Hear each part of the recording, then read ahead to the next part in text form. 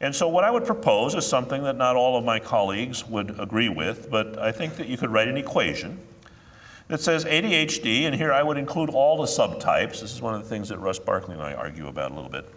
But that it equals the developmental impairment of executive functions of the mind. And by developmental impairment, I simply mean that these functions are not emerging and unfolding as one would expect for the person at that age. So anytime we're assessing executive function, we've got to say in terms of what comparison. And that would be the comparison to somebody else of the same age, because you expect different things of different people at different ages. Now, what tasks require executive function? The ones where you have to manage yourself, where one has to prioritize. Okay, what am I going to do first? Get started. Keep it up. Shift gears. Stop it. Integrate it. Do this while I'm doing that. And here the bottom line is the important one. Using memory without moment-by-moment guidance from others. You know, it's not an executive function task to get dressed if somebody is saying, okay, now come on. You've got your underpants on, now get your t-shirt on. Okay, now put on this sock, now put on the other sock. Okay, now, no, put your shirt on and then your pants. Shoes on after the pants are on. If you've got somebody walking you through the different stages, that's not an executive function task, that's just following directions. What we're talking about, an executive function, is where you have to manage yourself. Whether it's a task of figuring out what things you're going to do first right now, or how you're going to, what moves you're going to make while you're driving the car. Are you going to slow it down? Are you going to speed it up? Are you going to turn it? Are you going to stop it? Or figuring out what you're going to do when you get to the grocery store, or which bit of homework you ought to pull out of your backpack and get started on now, or whether instead you're just going to go check out Facebook. Now, the important thing to keep in mind is this is developmental disorder. And what that means is that these are capacities, executive functions are capacities which develop gradually from childhood into adolescence and beyond. Executive functions are not all there when we're little. And we certainly know that. That's the way you raise kids. That's the way you design curriculum for a school system. You know, that in order to decide what we're going to do with somebody, we have to take into account, well, what can they do at this age? And we certainly know we expect different things from 7-year-olds than we do from 5-year-olds, different things from 10-year-olds than from 8-year-olds, and so on up the line. But we know that there is in the diagnostic manual a statement that executive function impairments, at least some of them, are supposed to be noticeable by age 7. You know where they got that number? They made it up. There are absolutely no empirical data, and in fact, the data that are available from the DSM-4 field trials contradict it. But this is a residue of thinking this is a little kid's problem. And they'll say, well, yeah, sometimes it continues. Well, guess what? There are many people whose ADD problems do not emerge until they get older. They do all right in the early stages, but watch them as they get a little further along. And why is that? It's because the structures of brain that support executive function are not fully developed at birth. That those neural networks, you can begin to see the effects of some of them at ages 2, 3, and 4, but they continue until the late teens or early 20s. We know that there are certainly some cases of little kids where you can look at them at age 4 or 5 and you say, that kid's probably got ADD. You know, that these are the kids who are very difficult to control. You can't depend on them to stand next to you at the curbside when you're crossing the street. You have to hold their wrist and be sure that they don't move, because otherwise they'll just run out in the traffic. You know, but you know, these are the kids who are getting kicked out of daycare facilities because they can't be managed in the usual structures. But there are a lot of kids where you don't see any of those problems, even in elementary school. And typically the place where you begin to see the big change is when they move from having one teacher most of the day into having multiple teachers, as you do in middle school or junior high. Because you see, then you don't have that one person who's keeping them organized throughout this time. Rather, what you have to do is to be able to keep in mind, they have to keep in mind what's going on, what are they required to do here, what are they required to do here, what books need to be taken home, when's that book report due, when's the science report due, and so forth. And so that's when you begin to see some difficulties. And then often you see it getting worse when they get into high school, secondary. But there's some where the parents are so successful at building scaffolding around these kids to be able to help them do what needs to be done and to remind them and get them organized to do it, that you don't even see the problem until they move out of the house to take a job in their own flat or to go off to university. Because then all of a sudden the scaffolding which has been supporting them through all this gets pulled back, and that's the time when sometimes they crash and burn. And that's because these resources are developing slowly. We now know that everybody used to think the brain was pretty well developed when you were born and then you just got bigger.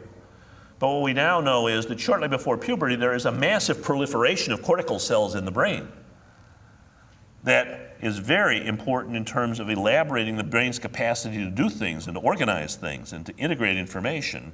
And then that's followed by a process of pruning, like you prune a fruit tree in order to get more efficient circuits. We also know that the insulation around the wiring of the brain, the myelination, doubles during the course of the teenage years.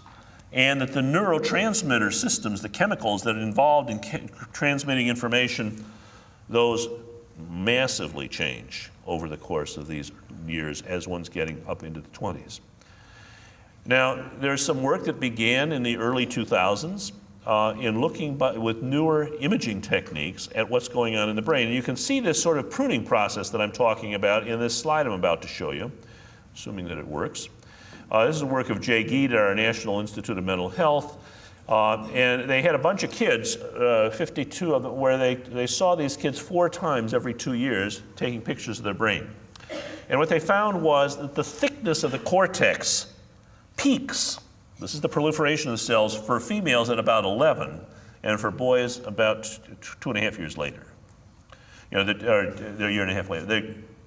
What you're seeing is a process of enlarging, more development of cortical cells, and then the pruning process which allows them to be able to get more efficient circuits. Now what you're going to see here is time-lapse photography that I'm going to be showing you a little loop film that runs just a few seconds, but what it does is illustrate how it is that brain pruning process thins the cortex and makes more efficient circuits.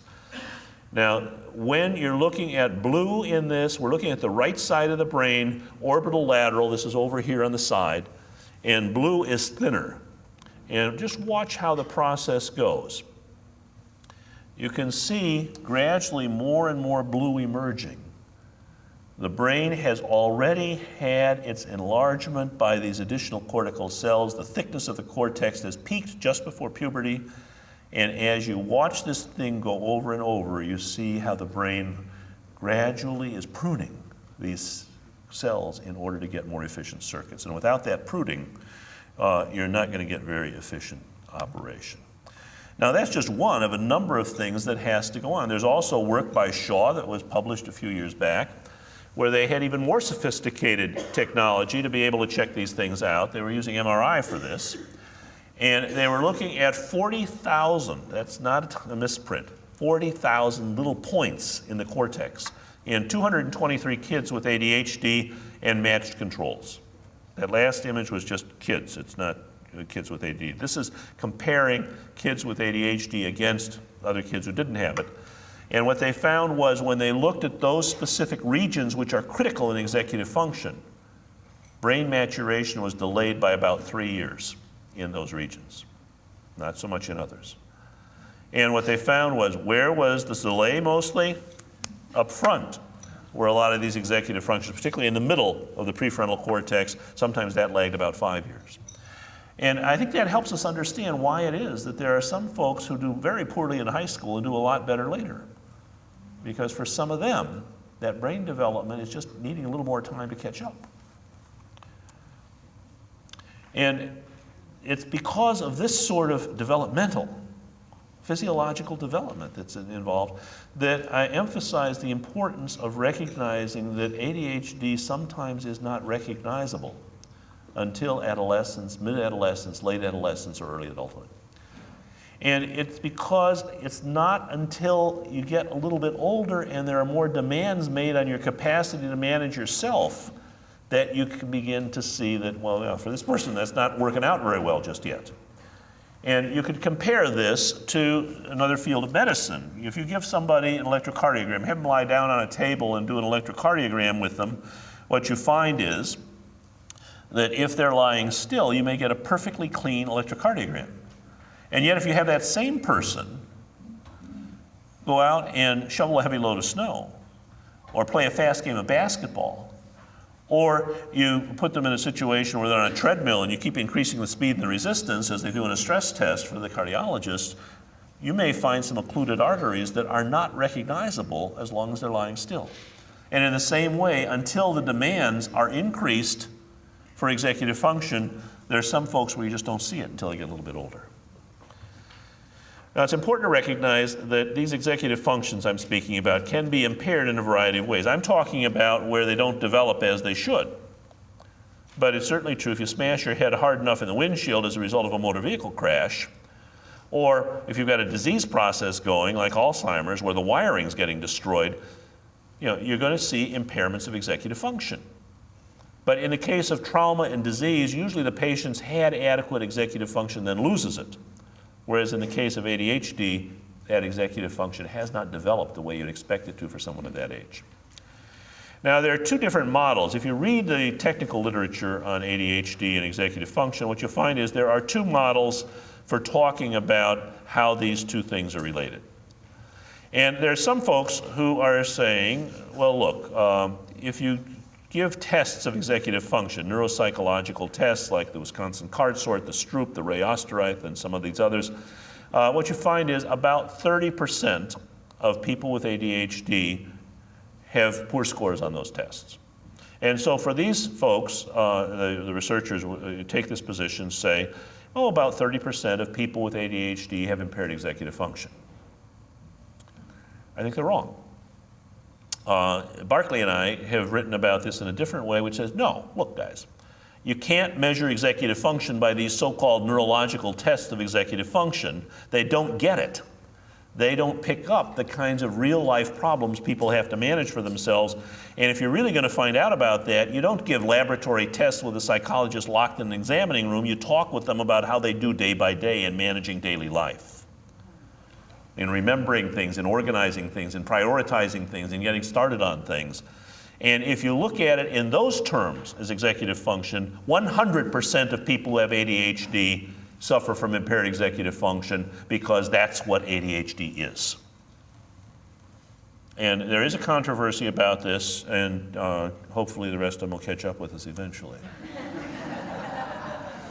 So I'm going to skip this slide. We don't need it right now. Basically, ADHD is a chemical problem. And we know that the most effective treatment we have is to change the chemistry of the brain with medication. And I would push it a little further by saying that unless that problematic chemistry is changed, other interventions are not likely to work very well.